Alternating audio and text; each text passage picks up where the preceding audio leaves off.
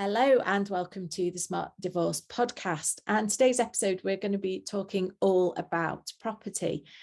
We'll start off by doing some introductions. So I'm Tamsin Kane. I am a divorce specialist financial planner, and I'm joined by some real property experts this morning. And they're all quite quiet because we start recording this at 9 o'clock on a Friday morning. And I've just been told that's not the time to be getting everybody being lively. But let's see if we can get some cracking conversation from these experts.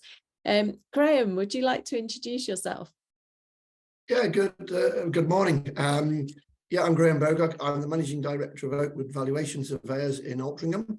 We're a firm of chartered surveyors, registered valuers, and part of the work we do, myself and my colleagues, is matrimonial reports, usually as what's called an SJE, single joint expert, on a range of properties across the Northwest. Fantastic. Thank you, Graham. And you will be able to hear our episode that we recorded just with Graham all about valuing properties if you go back to the last series. And Daniel, would you like to tell us a bit about you? My name is Daniel. I work for Bell Financial Solutions. We're mortgage brokers. I also co-authored a book with Tamsin, your divorce handbook. So yeah, that's a little bit about me. You did indeed, and you also write reports as well, don't you, for mortgage capacity? Mortgage capacity reports, indeed. Absolutely fantastic. Thank you, Daniel, and good morning, Seb. Good morning, everyone.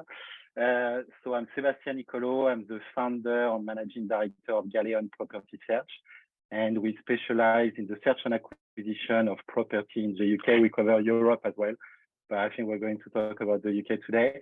Bit of background, as you can tell, I'm originally from southwest of France, Bordeaux. So I do know I still sound as if I've landed last night, but I've been here since 1999. I was studying in France, came here to study, to continue my study, so done a degree, master, then work 13 years for a large corporation, American one and French one based in the UK. But I've been a property investor as well since 2000. So that's how I did develop my expertise about the UK real estate market, which led me to create my company in 2014. Fantastic. Thank you, Seb. So we're going to talk about everything to do with property basically today. Now we could be here all day long having this conversation, but I think that let's start at the beginning. So for most people who are going through divorce, the first starting point will be to get the property valued. And this is where you can come in, isn't it, Graham? What's the process that you use for valuing properties for divorce? Where would you be brought into that process? Well, we could be brought in at any stage, but commonly it's when there's a court order. So the court order requires the properties to be valued, because sometimes the parties might agree between themselves. Nothing wrong with that if it's a relatively straightforward property. But quite often, and particularly with values where we've seen 2 years of massive increases in values, particularly in our area. And now we've seen possibly a plateau, and some people are saying there's going to be a crash. So these things then go to court, and there's a court order. Usually the parties are given a number of valuers to choose from, make sure we're not conflicted out. And then the court would nominate a valuer to undertake the valuation. So that's usually the first that's the most common way that we get instructed here, via the party solicitors. Okay, but I guess, as you say, in sort of more straightforward properties, I guess you would normally go to a couple of estate agents and ask them to come and give you an idea of the valuation. I imagine that using a valuer like yourself would be more relevant if the property was something unusual that wasn't as easy to value. Would that be the case? Yes, yeah. I mean, our firm, we probably specialise in the unusual and the quirky. So where there might be issues with leases, investment property that a couple hold, issues with planning consent, where planning consent's been granted and maybe not enacted, or where there's no planning consent for something that has been built. So we love the quirky things, thatched cottages we've had, listed buildings, anything which is just not quite 100% mainstream. Although we do the mainstream as well, we do plenty of 2 and 3 bed semis on modern estates, because fundamentally it's down to the parties and their view as to whether they feel able to agree something with their partner or not. And of course, the situation which you'll be aware of is that they can't always agree everything. So we're brought in on a range of properties, but we do like the exam question one where we have to piece things together. Question for me, Graham: do you work for both parties, or are you? Is it? How do you work on that basis? That's a great question, Daniel. Most often, I'm what's called, or my partner's what's called an SJE, single joint expert. So it's a court appointment, and our duty is to the court. So we're not an advocate for either party, and we have to be absolutely straight down the line. So we sign that it's done under the family procedure rules, FPR 25, and we have to sign off to say that everything in our report is true, and we believe it to be true, and it's based on the information that we've been given or we've found out. So there is quite a process to it. We can act as an advocate if one party says, well, I don't like what's happening with my other half. We can act as an advocate, but depending where we come in, again, we may still have a duty to the court, so the answer may still be the same, even though one party's actually instructed us. Makes sense. Fantastic. Graham, just to jump on that, what kind of tool do you use to actually come up with a property evaluation? So let's say, for instance, you've got a property in the middle of Mayfair or in the Cotswold. What tool do you use to actually say, okay, that property is worth X or is worth between X and X? Fundamentally, it's comparable evidence, transactional evidence. So we subscribe to databases. We have somebody here doing research. So one of our associates would be getting as much information as she can about the property type, which is easier for some than others. As I say, back to your 2-bedroom, 3-bedroom semi on an estate where they trade every couple of weeks, we have a volume. If it is something more unusual, that's where our specialism comes in, and we have to find as much evidence as we can. We try to be as tight as we can geographically and tight as we can in time. So something that completed last month, half a mile down the road, is great. Something that completed 3 years ago, 5 miles down the road, has less value. So all the time we're trying to narrow the parameters, but sometimes we do have to go a bit wider, particularly with some of the things we deal with. If we get something that's very unusual, we do have to consider a broader range of transactions. We're looking at market reports. We get different reports from some of the bigger national surveyors who launch, particularly with investments. They'll be talking about yields and so on. And then the bit at the end, whatever the property is, it always comes down to us having the confidence to say this is our belief on value, and it's supported as much as we can. We try and get 100% support from the transactions, but if the property is very unusual, that's support from the transactions may be less, in which case it's then down to us to say, but in our experience, we think, or our belief is the value is X or Y. Fantastic. Thank you, Graham. I'm going to hand over to Daniel now. So Daniel will be involved again fairly early on in the divorce process, because he looks at the mortgage capacity of one or other of the divorcing couple. So Daniel, tell us a bit more about that. How do you go about assessing mortgage capacity, particularly where there might be a question mark over whether somebody is going to be either paying or receiving maintenance of some description? So when it comes to maintenance, there's every lender out there treats maintenance in different ways.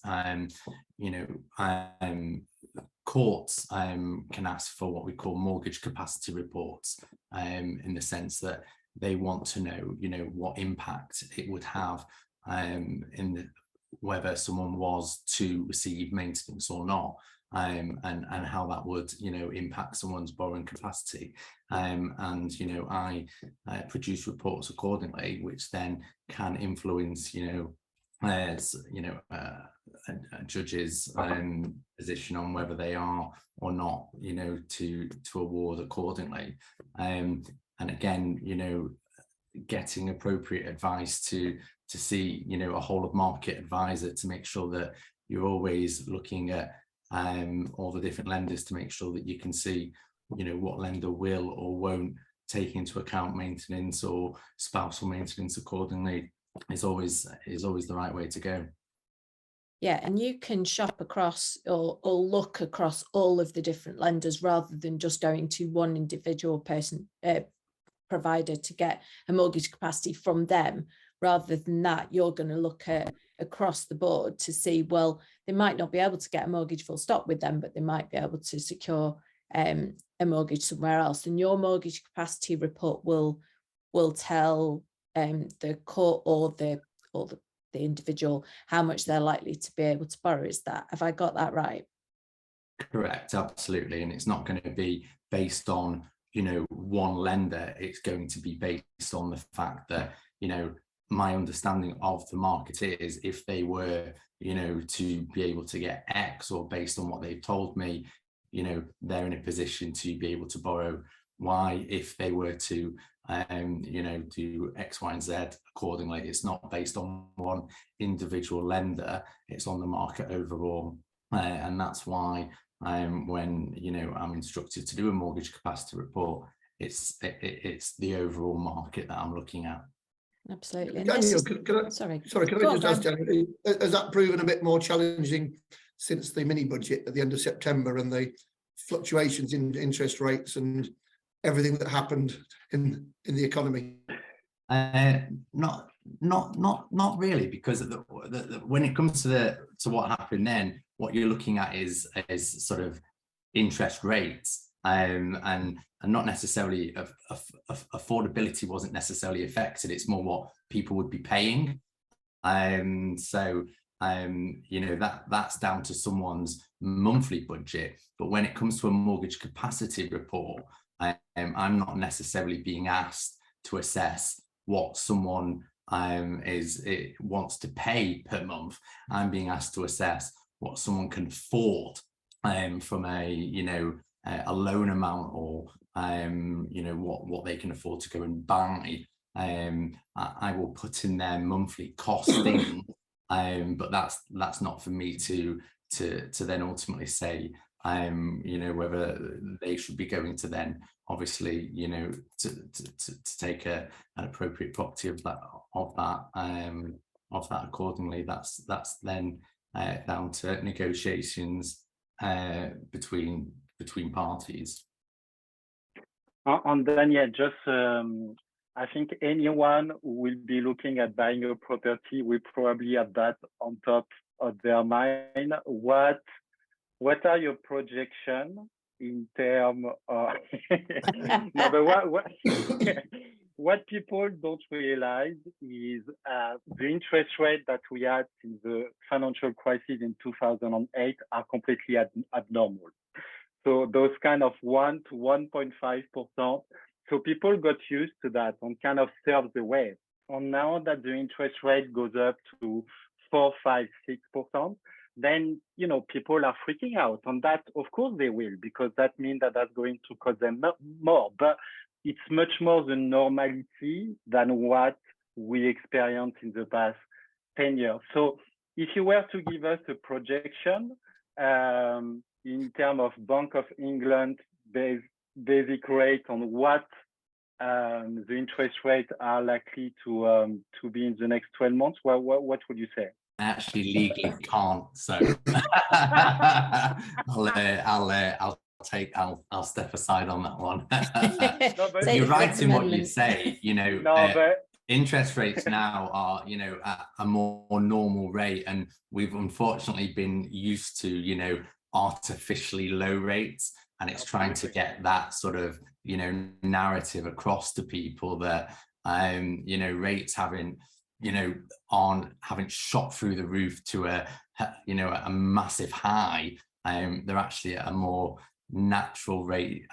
We've just lived through a pandemic, and we've been used to ridiculously low rates. So you're right in what you're saying. I mean, 30 years ago, the interest rates were 10, 15%, and people kept, buying property. I know you can't, but you probably have an opinion. I'm going back to your projection.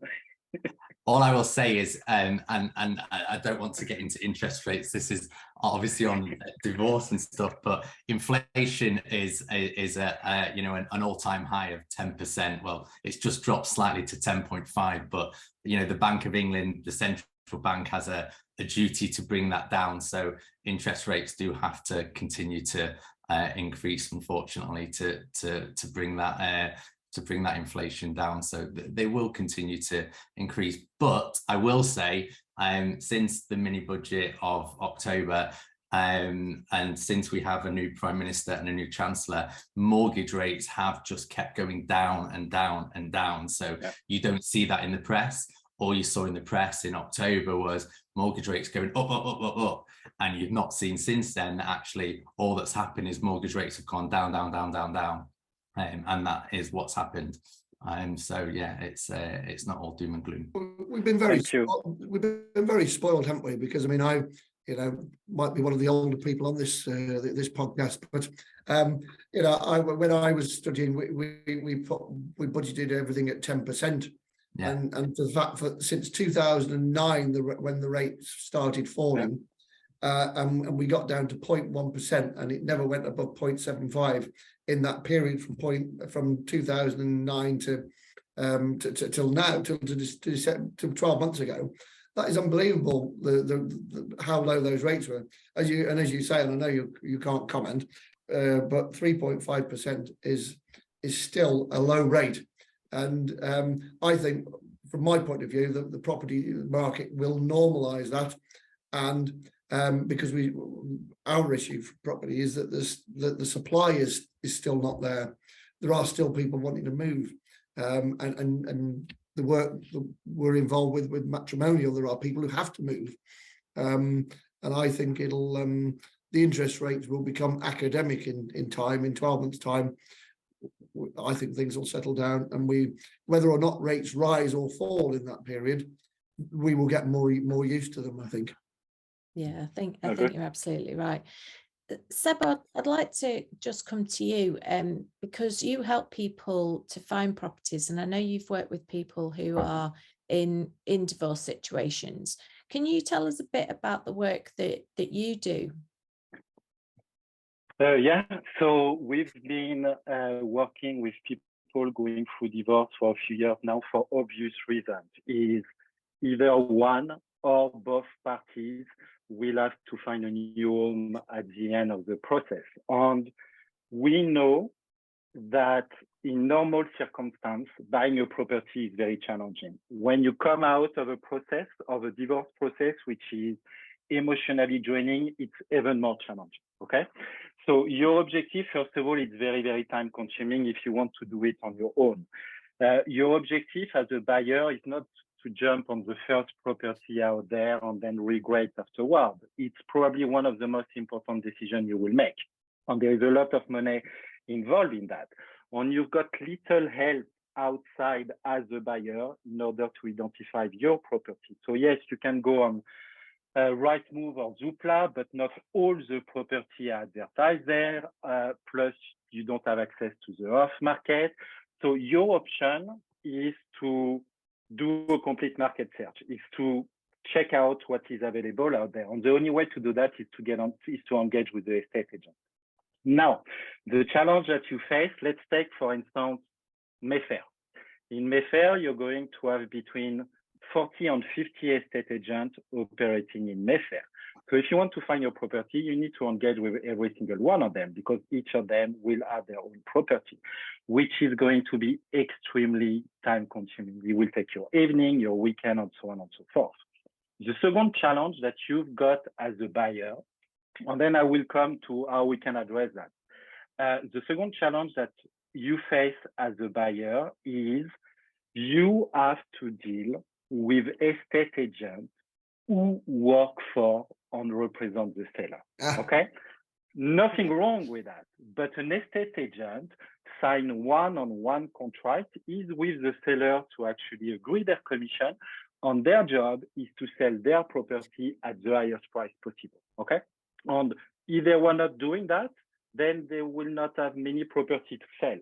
So that's their job, but that leaves you very, very exposed as a buyer. So you already come out of an emotionally draining divorce situation, and now you have to make one of the most important decisions in your life, and you deal with people who don't represent you.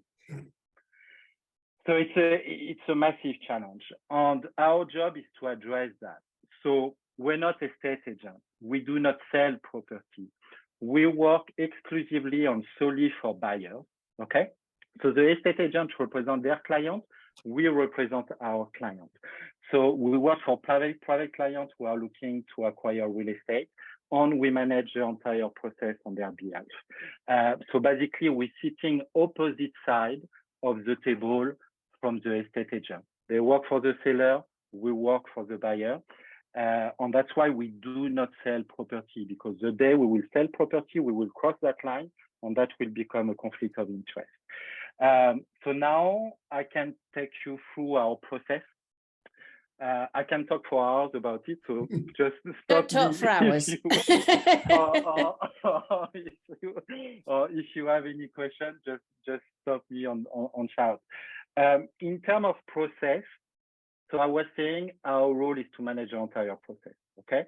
But our role first and foremost is to advise our clients, is to remove the stress from a very, very stressful situation already, and to give structure on a very clear process to our clients to deliver on that task, okay? So the first step of the process is to sit down with our clients and clearly understand what they're looking for. Very often, that will mean that they will have to downsize, very, very often. And then we have to go through the lifestyle change. So we will bear in mind the school for the children, what is important for them, the neighborhood, the type of property, the size of the property, the outdoor, and so on and so forth. So we will spend quite some time at the start to actually clearly understand what is our client vision, but more importantly, to advise, okay?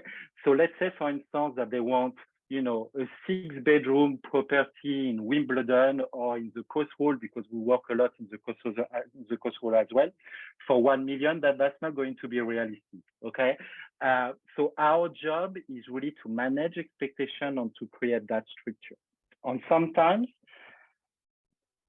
some clients will come to us and say, okay, so we're selling the family home. We're going to complete in 2 months' time. I need to find a home. I need to buy a home. So this is where we need our client to breathe a little bit on to try to remove that kind of stress. So if that's the case, we probably will advise our client to rent in the meantime. Find a place to rent for 6 months, settle down, breathe, just, you know, process everything that just happened instead of jumping into a process which is, I need to buy a property. So if they really want to buy a property within a 2 month period, we'll get it done. Yeah, I think we should be able to. It's going to be tight, but we'll get it. We'll get it done. But our role is really to advise our clients. So we put a brief together. Once we've got the brief, after that, we're going to conduct a complete market search. So what does that mean? Is within the search area that we agree, we're going to engage with every single estate agent out there to identify all the properties that match our client's criteria, okay? It's extremely time consuming. We've done one in the Cotswold just before Christmas. We got in touch with more than 90 estate agents. Same in Fulham recently on Parsons Green. So it's very, very time consuming, but that's the only way to actually identify all the properties. So we do that. Then we send the option to our client, and our clients make their own shortlist. So they are going to select 10, 15 properties. And on the next step will be to go and view those properties with our client, okay, and to assess those properties with our client. It's very likely at the end of that process, because we cover everything, that our client would want to make an offer on a property. And at that stage, our job is to negotiate, and to negotiate out. So the estate agent want to sell high, we want to buy low, and we're going to use our expertise on market knowledge. This is what I was asking to Graham previously. How do you value your property? Because we've got our tool as well internally, but it didn't give too much away. So our job is to negotiate the deal, and we are incentivized for that.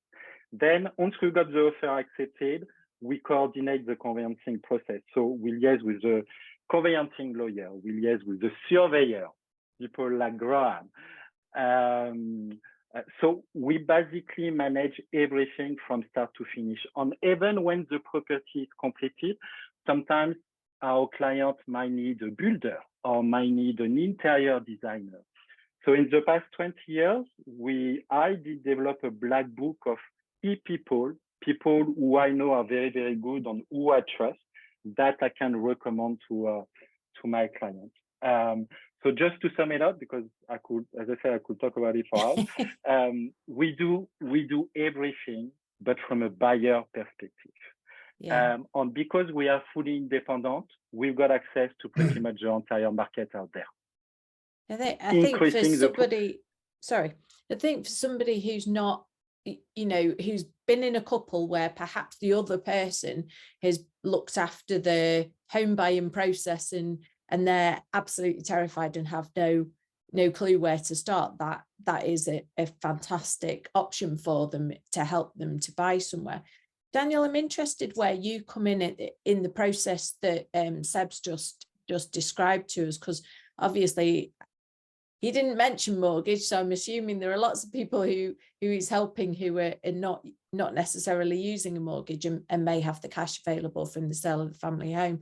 But if the mortgage is needed, where do you come in that process, and when should people be seeing you and starting to work out their mortgages?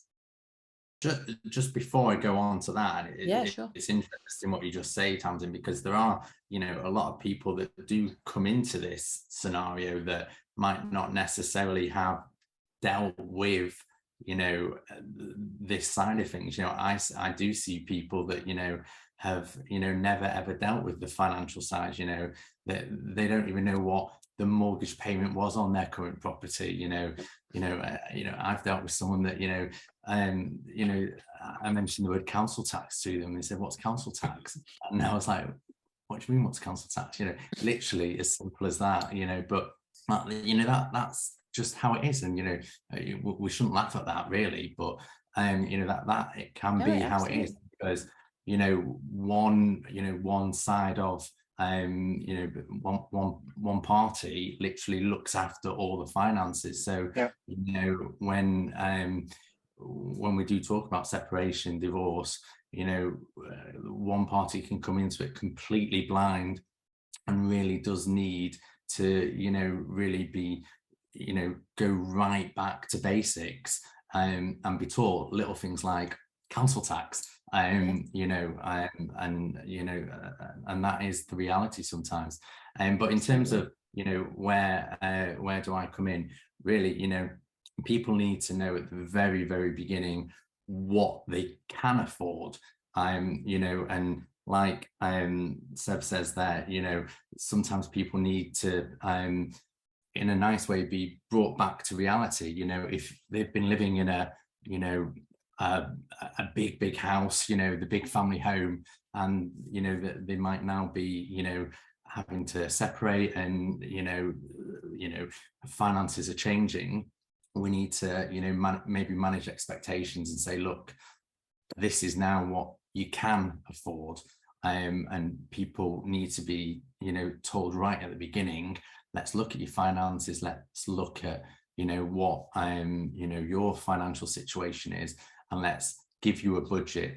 And that needs to be done right at the beginning, because if someone has X in their head and then, you know, halfway down the line, they then find out that actually it's Y, you know, someone's going to be very disappointed. So, you know, they need to know straight from the offset that Y is their budget, and that's what they need to be looking at. So really, you know, the financials need to start at the very, very beginning, and they need to know exactly, you know, what their budget is, so that, you know, they start off on the right path, because they don't want to, you know, be on right move, you know, and, you know, start looking at, you know, these homes that they might not necessarily, you know, be able to afford and get, you know, fall in love with.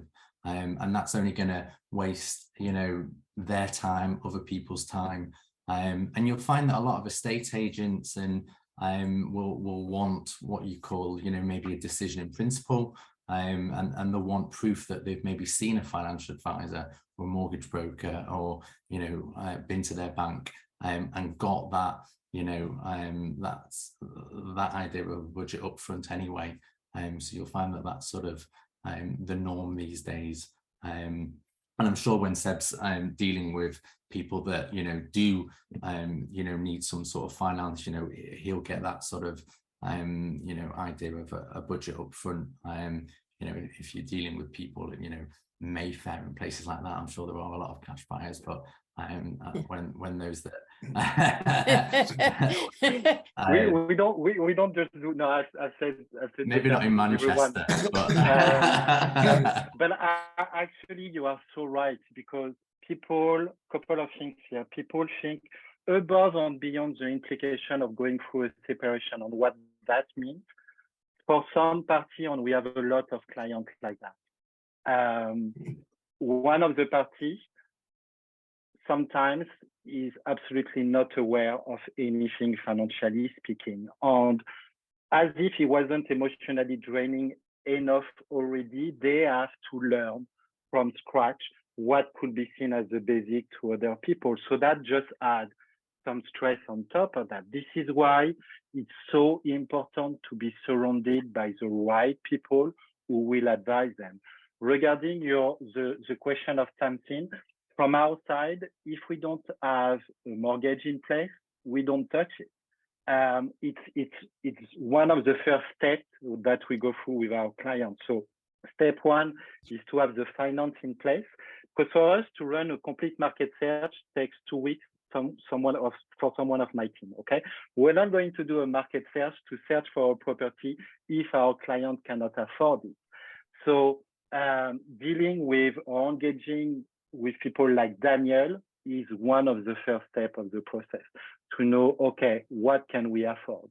And ideally speaking, either to have an agreement in principle in place, or if it's with a private bank, for the private bank to say, yes, it's okay. Private bank, it will be more tricky to get an agreement in principle, but if they say, okay, then that's fine. So yes, working with mortgage broker is very, very important at the start.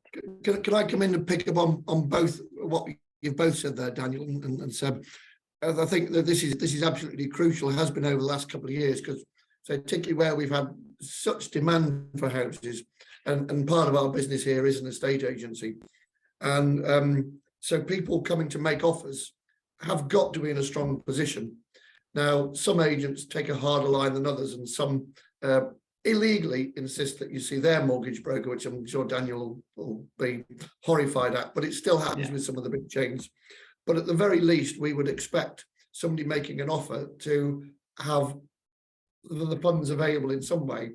Now, when they talk about being cash, and again, speaking to the converted here and around the table, that is cash. And we've had people say, well, it's making a cash offer, that we're making a cash offer. I say, well, could I see your bank statements to prove it? And they say, well, nobody really has that sort of cash, do they? So, well, yes, they do, because that is what a cash offer is. A cash offer means you have the cash to buy the property, not that you're going to sell another property to release the cash, not that you're going to spend 6 months undoing ISAs and other forms of investment. You have the cash. And the same with the mortgage. You know, how far have you got down the line? What do the mortgage lenders say? Because the demand has been so strong, and this is probably where Seb comes in smoothing over the process. to make sure that you go to an estate agent with an oven-ready proposition, really, so that if you're making an offer of 500,000, 600,000, whatever it is, that it's demonstrable that the person can actually afford it, because it does waste a lot of time. And even when we do our due diligence, we still find people have misled us and things unravel. And it doesn't help them. I mean, I don't think why they think they're being clever, sort of. But sometimes it's misunderstanding. But sometimes it's just a general hope that things will work out at a later date, however that may be. So it's absolutely crucial that people have their funding, be it cash or be it mortgage, set out when they go to be talking to estate agents. Yeah, you're absolutely right. And I think it's for me, I would take it back even further than that. You know, obviously Seb's getting involved once the divorce is done. For me, Daniel or a mortgage broker is one of the first people that I would be sending my clients to. So when they come to talk to me about their financial situation, I want to know really early on what actually is their mortgage capacity, what could they be able to borrow, because we're going to be looking at what percentage proportion of the house that they're going to negotiate for in order for them to be accommodated suitably for them and potentially children of the family. So we need to know what property price we're looking at, how much they're going to be able to borrow, what implications does that have for their future finances. So I'd take it back. I think people should be working with the mortgage broker right at the very beginning of the divorce. If they haven't been, absolutely the latest point is before you start looking at property. That's got to be a thing. Sorry, Seb, you were going to say something. Yeah, just to bounce on what you both said, basically. So from our perspective, this is why we get access to most of the stock out there, is that the estate agent, even so we're not competing, we don't sell, but we're here to kind of I should not say that, outsmart them, but anyway, they know that we've done our due diligence on our KYC on our clients already. So that's going to smooth on. They know that they're dealing with a professional as well. But just to bounce on what you were saying, Graham, is the market has changed a lot in the past since COVID. The market was so dynamic with a lack of stock on very high demand that one of the first things that once you've got an offer accepted that estate agent will require is a proof of fund. One of the first things. And if you don't give your proof of fund within 2 to 3 days, the property is back on the market straight away. So that just reinforces how important it is to have the finance in place and to talk to someone like Daniel, a mortgage broker, or to go and see your bank on to have it ready before starting the process. It's very, very paramount. And just to add something further, which I know Seb will be music to his ears, that our agency team here, when we analyse an offer, the highest offer in the highest offer in pounds isn't always the one that gets accepted. I can think of one recently where a couple, they had a mortgage offer, but they were absolutely trying to stretch themselves. And I just said, there's no way that they can afford this property. The uplift from where they were starting to where they were finishing was just far too much. And I had somebody in the wings who was prepared to pay cash, but at a lower amount. He said, well, I've got the cash, and he proved he got the cash. So that's the deal that we recommended to the client.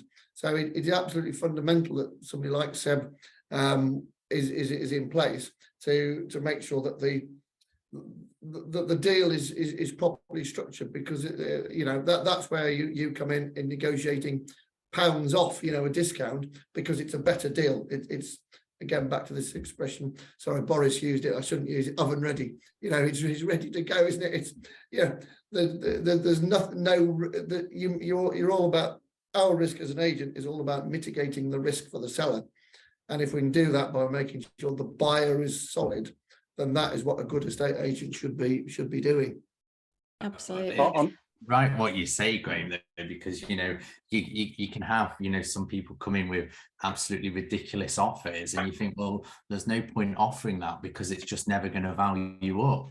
So just don't do it, don't accept it, because you're not going to get that value. On this, yeah. So go on. No, this is why, and it's not to blow our own trumpet, because that's our job at the end of the day. But this is why very often we outbid, we secure a transaction sometimes below some of the competition. So other bids can be higher than us, but because estate agents know that from our perspective, everything is in place. The concern of any seller is to go through the process and then for the transaction, or buyer, by the way, the transaction to fall through at the end because the buyer cannot get their finance. So this is why we can outbid the competition. And sometimes we outbid the competition with clients who have a mortgage against cash buyers, because the estate agent and the seller know that with us, it's very, very likely that that will go through to completion. I did blow my trumpet a little bit. A little bit.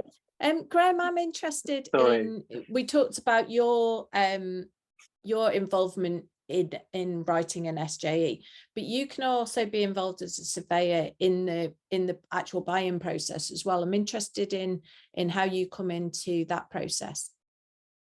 Yeah, well, we would work. So firstly, if you've got a cash buyer, they may want independent valuation advice, because as we all know, we haven't said it yet, but the price an estate agent asks is usually aspirational. You know, that has no connection necessarily to value. And it's like the elephant in the room, but that is true. So just because it's put up, I mean, that might be the seller who wants that, or the agent wants that, but it's not necessarily borne out by value. So we get plenty of cash buyers who say, well, could you do us a valuation just to demonstrate that what we're paying or what we're about to pay. Done one last week on an industrial unit, actually, where the firm buying the unit next door for cash, but they want to know that the price they paid is right. And actually, in that case, it's valued out a little bit more than they're paying, which is good news.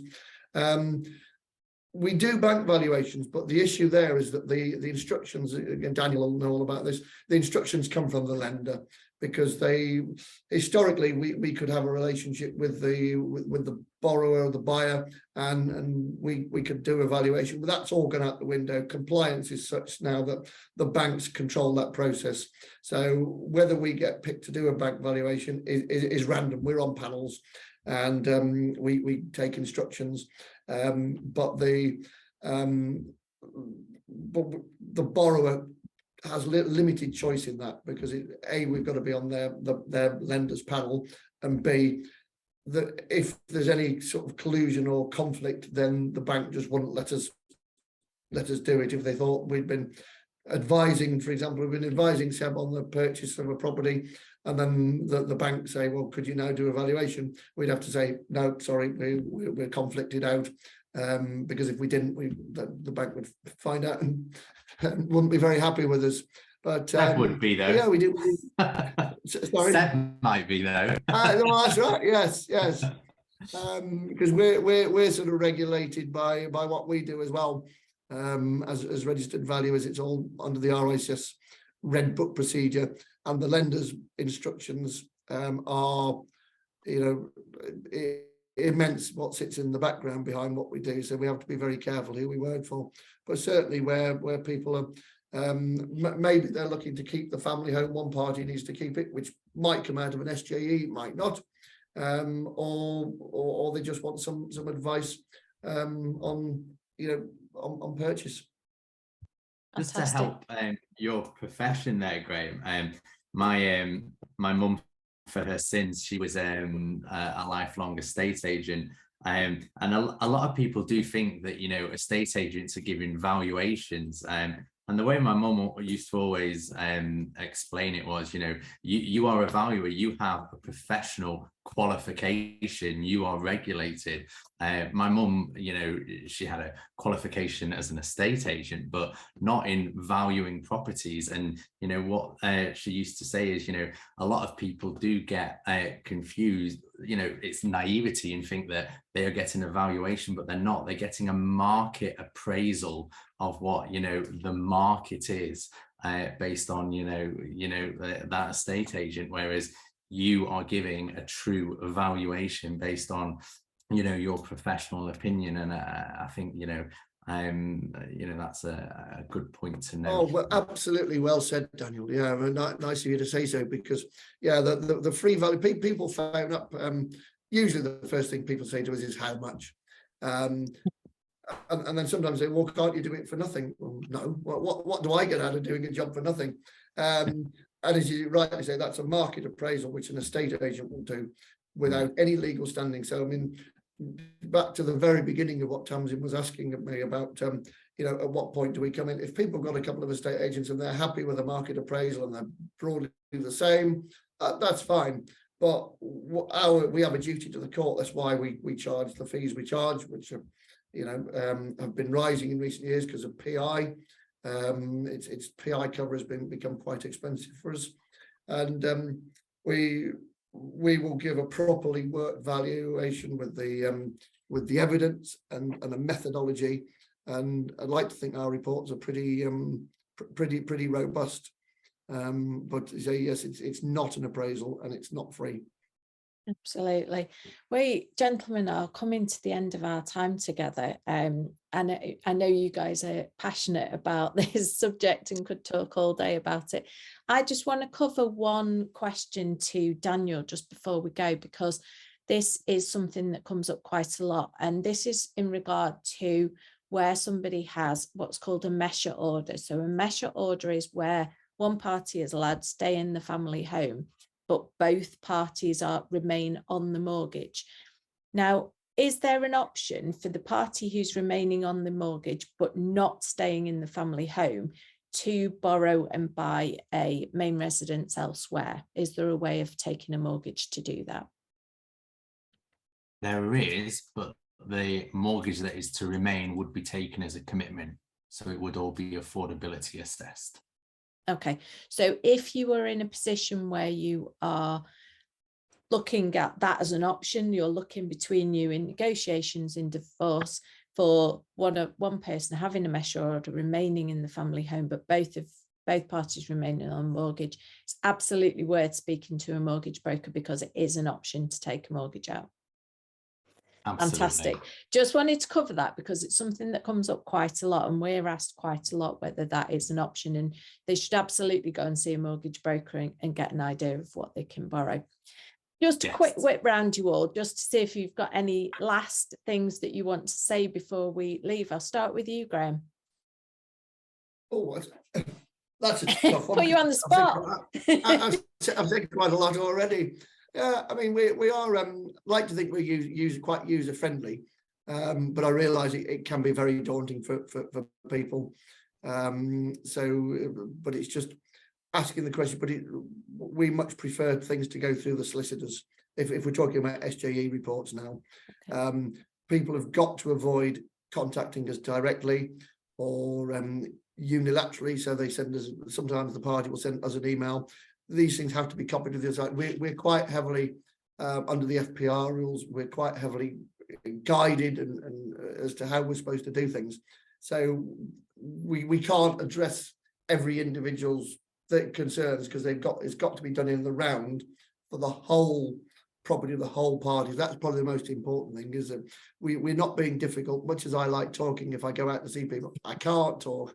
I'm not going to talk. I'm not going to tell them what it's worth and that sort of thing, because our duty is to the courts. That's probably the key takeaway for what we do. Absolutely. Everything needs to be completely explicit, doesn't it? And disclosed to all parties, because that's the whole point of an SJE is complete independence, yeah. and being neutral to both parties. That's great. Thank you, Graham. Daniel, anything you'd like to add? Any last comments or thoughts? Just don't underestimate the quality of good advice, and seeking a good professional when it comes to anything that we spoke about here, between all of us. And if I'm talking about my profession, it's something like a mortgage, your financials, it's one of the biggest commitments you're ever going to take on, and to make sure that you're exploring all your options, don't underestimate it. Just one point though, I don't know if it might have been touched on at the very beginning. What is an SJE? SJE. SJE is a single joint expert. So it's somebody that the the court would instruct to work on Okay, behalf of the fine. court and provide a report for them. Super. Whereas you'll be likely to be giving mortgage capacity for just one party. Graham's likely to be giving a valuation of the family home, which is for both parties. So he has to remain completely independent. Good question, Super. though. Yeah. Thanks. We don't want to have any jargon that anybody might have misunderstood. So thank you for asking that. Seb, anything that you'd like to add before we leave? Yeah, it's very much in line with what Daniel said. Is going through a separation is very, very emotionally draining, and it can feel like a very lonely place at any stage of the process. Just make sure you surround yourself with the proper advisor, whether they're valuer, whether they're mortgage broker, buying agent, coach, because there are a lot of people out there who are excellent, super professional, and who are here to help you. So as a question, usually your divorce lawyer will be able to guide you, or we probably will know someone they trust. And surround yourself with the right people that will help you through go through that process. Absolutely perfect. That's excellent advice to end on. And if anybody listening would like to get hold of any of the four of us, our contact details will be in the show notes. So if you need any assistance from any of these cracking professionals, you will be able to contact them. So it just remains for me to thank my guests today. That has been a fantastic conversation. I've really enjoyed it, and I hope you have too. And we will see you all soon.